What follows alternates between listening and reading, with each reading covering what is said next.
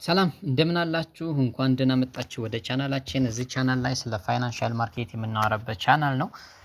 ዛሬ ደግሞ የምናየው ፋይናንሻል ማርኬት ወይም ደግሞ የፎሬክስ ማርኬት ላይ የሚያንቀሳቅሱት እነማን ናቸው የሚሉትን በተወሰነ መንገድ እናያለን። እንደዚሁም ደግሞ ሌላ አንድ ቶፒክ እንጨምራለን ማለት ነው። ይህን ማወቅ ወይም አጠቃላይ ማርኬቱን የሚያንቀሳቅሱት አካላቶችን ማወቅ በጣም አስፈላጊ ነገር ነው። ምክንያቱም ማርኬቱን ማን እያንቀሳቀሰው እንዳለ ማወቃችን ያንን ተከትለን በዛ መንገድ እንድንፈስ ስለሚያግዘን ስለሚረዳን ማለት ነው። እንግዲህ ይሄንን በምናይበት ጊዜ የመጀመሪያ ላይ የምናገኛቸው ሴንትራል ባንኮች ናቸው። የተለያዩ ሀገር ሴንትራል ባንኮች አሉ ግዙፍ የሚባሉ።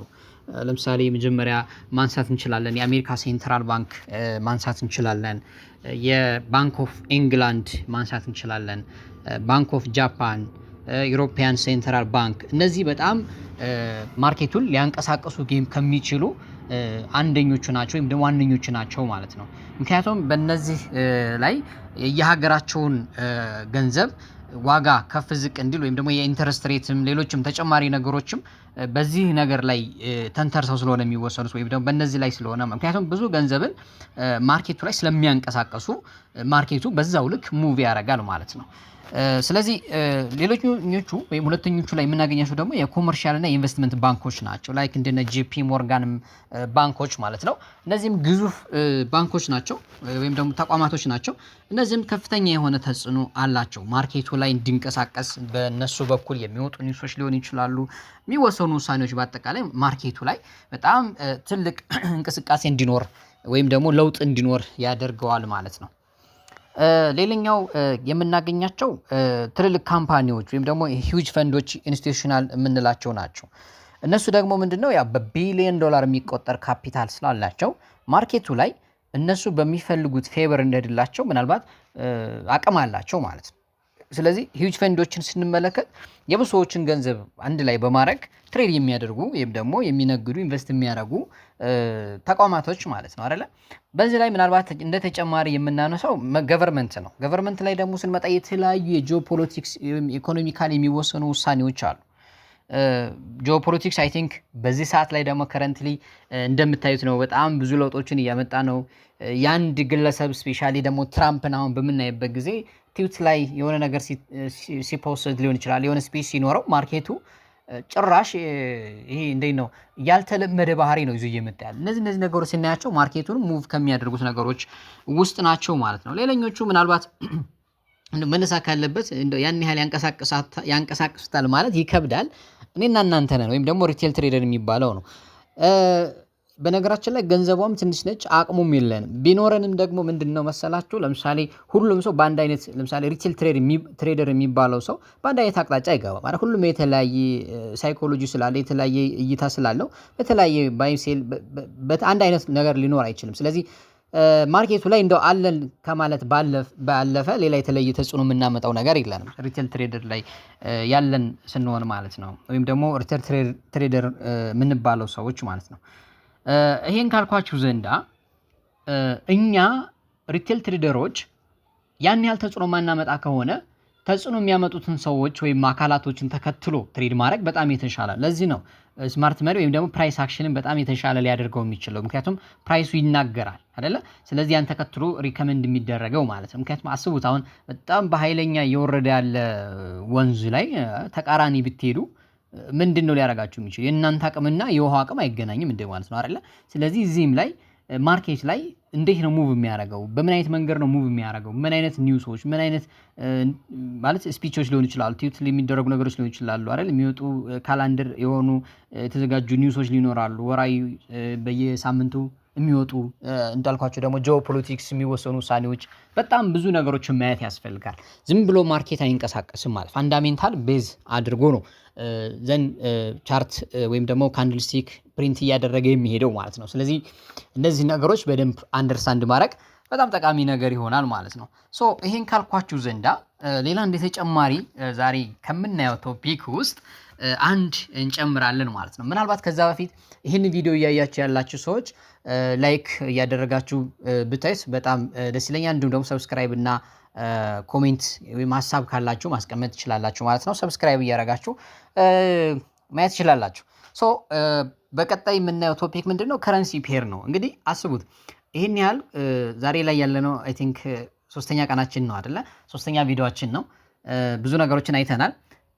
ማርኬቱን የሚያንቀሳቅሱት አይተናል አይደል? ፎሬክስ ማርኬት ላይ ደግሞ ስንመጣ ምንድነው የምንነግደው? የሀገራቶችን ከረንሲ ነው አይደለ? እነሱን በደንብ በቀጣይ ቪዲዮ እናብራራቸዋለን። ግን ሶስት አይነት የከረንሲ ፔሮች አሉ፣ ወይም ደግሞ በሶስት አይነት ካታጎሪ እንከፍላቸዋለን ማለት ነው። ይህን የምንከፍልበት አንደኛው ምክንያት ምንድነው?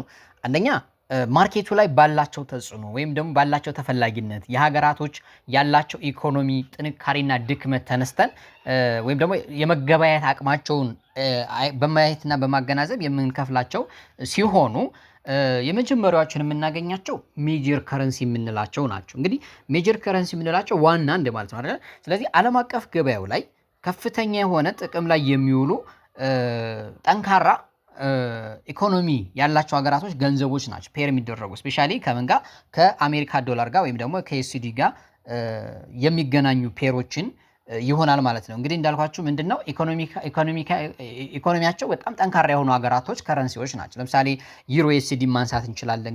ግሬን ብሪቲሽ ፓውንድ ከዩኤስዲ ሊሆን ይችላል። ዩኤስዲ ጂፒዋይ ሊሆን ይችላል አይደል? እነዚህ ሀገራቶች ላይ ወይም ደግሞ እነዚህ ሀገራቶች ከረንሲ ወይም ገንዘቦች ጠንካራ ናቸው። ምክንያቱም የሀገራቶቹ ኢኮኖሚያቸው ጠንካራም ስለሆነ እንዲሁም አጠቃላይ እነዚህን ስንመለከት ሜጀር ከረንሲ የሚባሉት ከ80% በላይ የሚሆነውን የማርኬት እንቅስቃሴ የሚይዙ ናቸው የሚያካትቱ ናቸው ማለት ነው። ሜጀር ከረንሲ ላይ ያሉ ነገሮችን ስንመለከት እነሱን ትሬድ ማድረግ በጣም ቀላል ነው። በጣም ቀላል ነው ኢንሴንስ ከሌሎች አንጻር እንደማለት ነው አይደለ? የመጀመሪያው ጥቅማቸው ምንድነው? እነዚህን ትሬድ ማድረግ አንደኛ ዝቅተኛ የሆነ እንትን አላቸው፣ ስፕሪድ አላቸው። ስፕሪዳቸው ዝቅተኛ ነው ማለት ነው።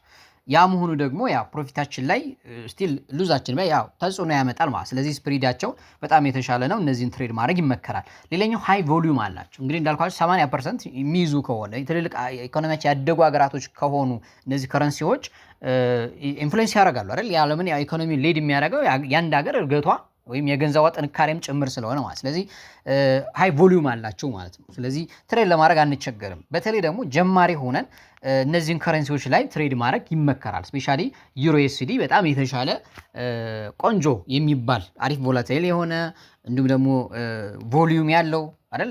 ከስፕሪድ አንጻርም እሱ የተሻለ ነው። እሱን ብታደርጉ እኔም በግሌ ሪከመንድ አደርጋቸዋለሁ። ሁለተኞቹ ደግሞ ምንድን ናቸው?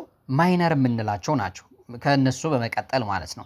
እነዚህ በአጠቃላይ ደግሞ ማይነር የምንላቸው ይሄ ያን ያህል ዝቅተኛ የሆኑ በኢኮኖሚካሊ ወይም ደግሞ በሀገራቶች የገንዘባቸው ጥንካሬ የኢኮኖሚያቸው ጥንካሬ ያን ያህል ያልሆኑ እንዲሁም ደግሞ የአሜሪካ ዶላር ፔር ያልተደረጉ ከረንሲዎች ማይነር ፔር እንላቸዋለን ማለት። ለምሳሌ ዩሮ ከግሬን ብሪቲሽ ፓውንድ ጋር ሊሆን ይችላል። ዩሮ ከጂፒዋይ ጋር ወይም ደግሞ ግሬን ብሪቲሽ ፓውንድ ከጂፒዋይ ጋር ሊሆን ይችላል።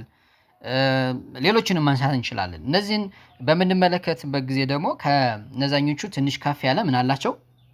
ስፕሪዳቸው ከፍ ይላል ማለት ትሬድ ስንገባ የስፕሪድ መጠናቸው ትንሽ ከፍ ይላል ማለት ነው። ነገር ግን ምንድነው እነዚህም በጣም አሪፍ የሚባሉ ናቸው። ስቲል ከሜጀሮቹ በጣም ያን ያህል ባይሆንም የተሻሉ ናቸው ማለት ነው። ሶስተኞቹ ደግሞ ኤግዞቲክ የምንላቸው ናቸው። እነዚህም ምናልባት ምንድነው ዝቅተኛ ሀገራት ከረንሲዎች ናቸው። እነዚህን ማንሳት እንችላለን የተለያዩ ሀገር ከረንሲዎችን፣ ግን እነዚህ ከዶላር ጋር ፔር ሊደረጉ ይችላሉ ማለት። እነዚህን ትሬድ ማድረግ ያው ሪስክ አለው። ለምን? አንደኛ ከፍተኛ የሆነ ቮላታይሊቲ ናቸው። ማርኬት ላይ ዝም ብለው አንዳንዴ ያለ ምክንያትም ዥቡ ብለው ሊሄዱ ይችላሉ። ስፕሪዳቸውን በጣም ከፍተኛ ነው። ሰው እነዚህ ነገሮች ስላላቸው ኤግዞቲክ የሚባሉትን ፔር ትሬድ አለማድረግ በጣም ይመከራል። ለምሳሌ ዩኤስዲ ከሳውዝ አፍሪካ ከረንሲ ጋር ብታረጉት አስቡት፣ ዛር ነው አይ ቲንክ እንደዛ። ወይ ደግሞ ዩኤስዲን ከቲአርዋይ ወይ ደግሞ ከቱርክ ገንዘብ ጋር ትሬድ ብታረጉት ሊሆን ይችላል። ወይ ደግሞ ከሆነ ሀገር ጋር አይደል ብታረጉት ያን ያህል አንደኛ 2-3 ቀን ሊፈጅበት ይችላል ሙቭ ለማድረግ ማለት ነው።